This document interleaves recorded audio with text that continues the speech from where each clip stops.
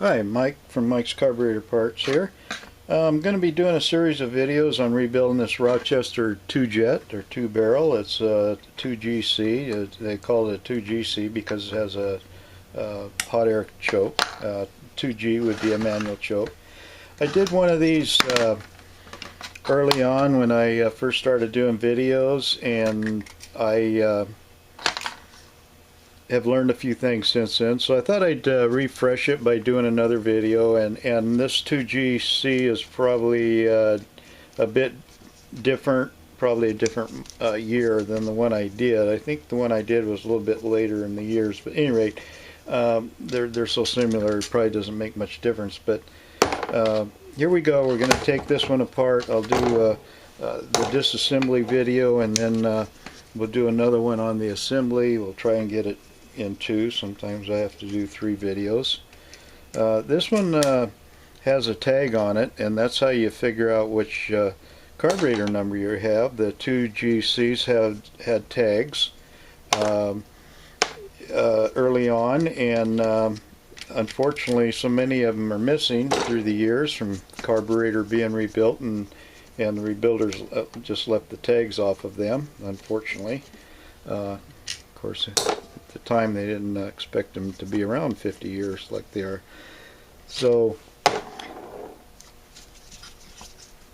there are a few, some of the later 2Gs, they started stamping the carburetor number on the side of the flow bowl, not to confuse the casting number that's stamped on most of them, so it's a little bit confusing. So but that's all we got. Now if you don't have the number stamped and you don't have the tag, then the only way you can identify it, or at least get the kit, is to start matching up parts. Unfortunately, the 2Gs are kind of a nightmare.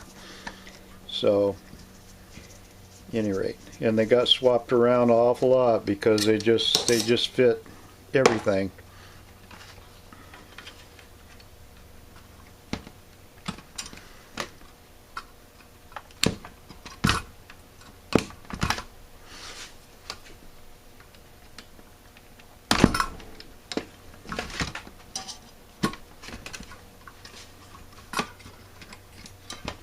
Okay.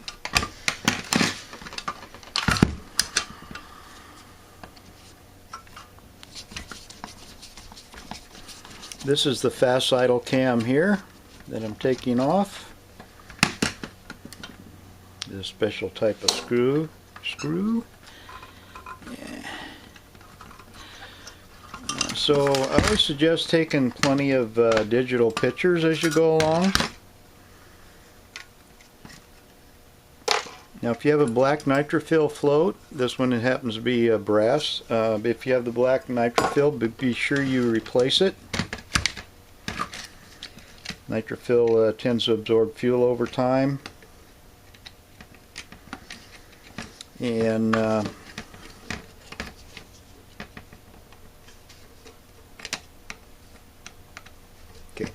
Anyhow, as I said, if you take digital pictures as you go along, if you have any question about how things went, you just refer back to your picture. I do it all the time. It just saves you a lot of time and aggravation. Assuming that it was put together correctly the last time. Alright, so there's the auxiliary pump assembly. This would come off here, and yeah, this one here has a non-replaceable cup, so the whole auxiliary pump will have to be replaced. I assume that will come in the kit.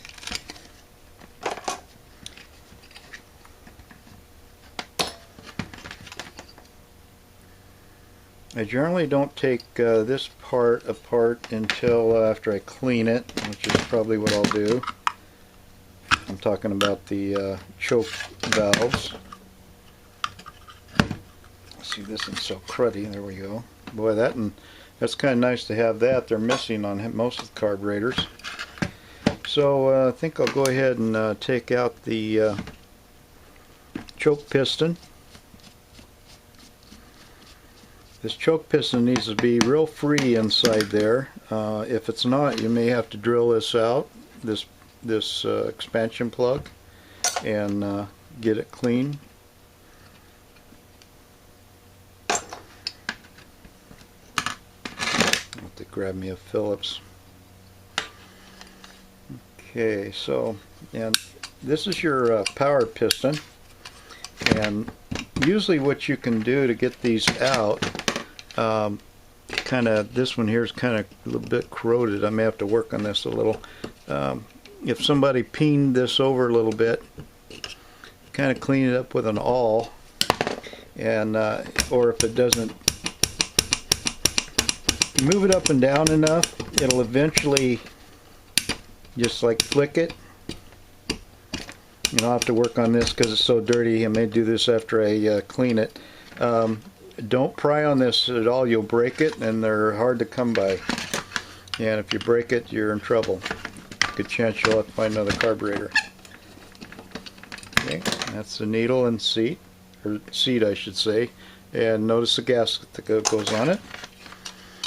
I say that so you don't forget it. Now I need a Phillips to take that the rest of the way off. So, alright, we're going to take the Venturi cluster out.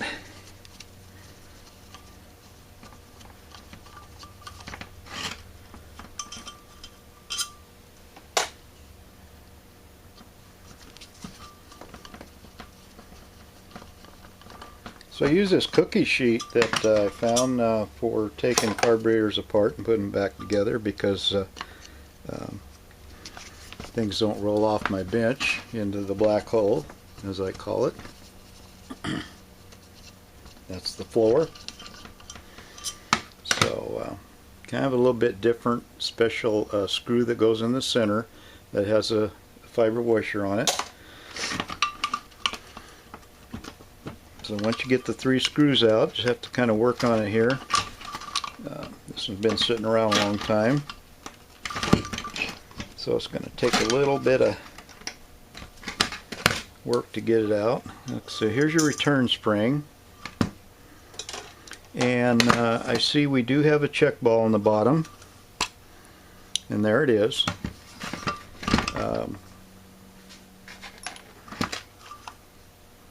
I don't know if you can see the hole there. I will kind of move this around a little bit. You'll see the little hole down at the bottom of the well for the check ball to sit in, and I point that out because not all 2Gs have a check ball. Now this has a little screen. That's kind of nice. I never see that anymore. A little screen there for right around here. This is where the fluid will go into the accelerator pump well, is through here, and they put a little screen on there to filter out any of the bad stuff. I'll tell you, this isn't going to come out easy. I'll come back to it. So the power valve is down here. We do have the power valves available, with exception, well, I don't even think the Marine does anymore. Most kits do not include the power valve.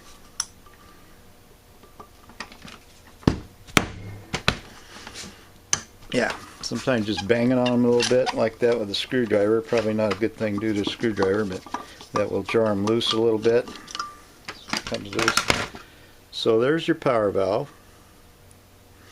We'll put a new one in there. And we got our main jets in here.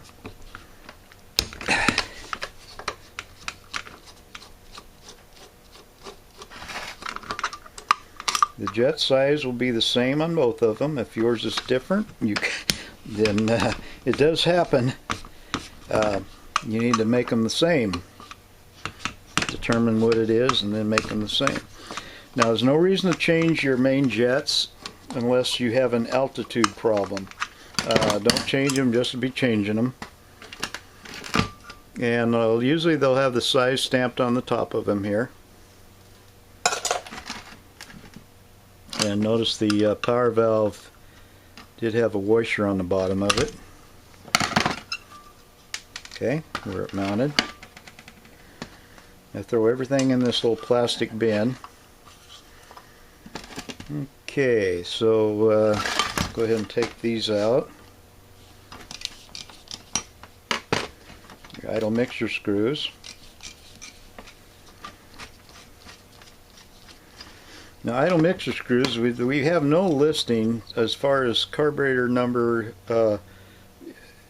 to idle mixer screw relationship. So it all goes by size, the overall length, and the taper at the end of the screw. We have photos of all the screws online. Unfortunately, there's no catalog tells us which screw goes to which carburetor. Anyhow, so there you go.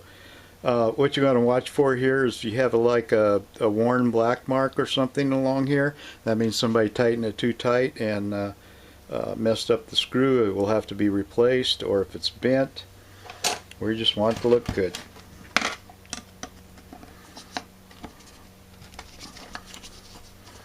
So it looks like somebody, which is pretty typical 2G, has drilled the drilled this out so it'd fit a different manifold.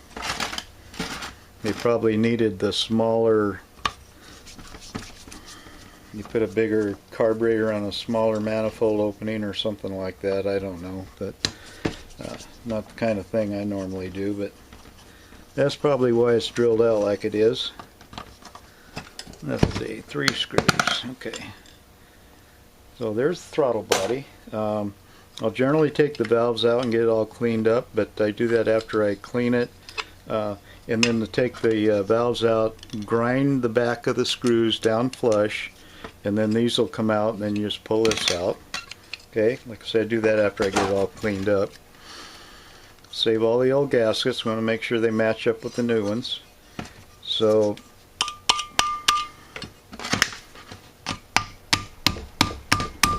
there we go. Yeah, this was stuck. Alright, there's your Venturi cluster. Watch and make sure that none of this brass, their emulsifying tubes are not cracked anywhere. Generally they're not, it's not a problem on these 2Gs. But there you go. You got these little guys right here, one on each side. And we have a little in our main discharge, and the main discharge is works like this. You got fluid in here, auxiliary pump. When you push down on it, it will force the fluid through the main discharge, which is right here. Has a T fitting in it, and usually just by wiggling in it,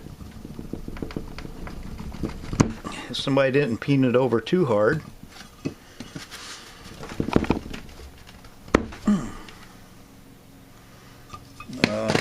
Remember, this thing was all frozen in. That's probably gasket holding it down there now.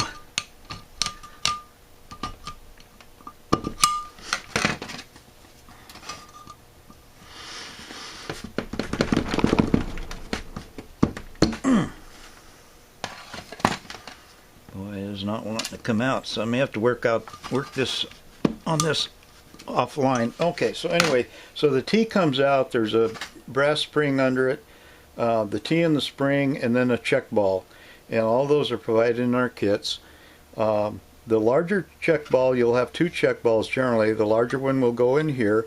The smaller one and or aluminum one will go in the bottom of your accelerator pump wheel.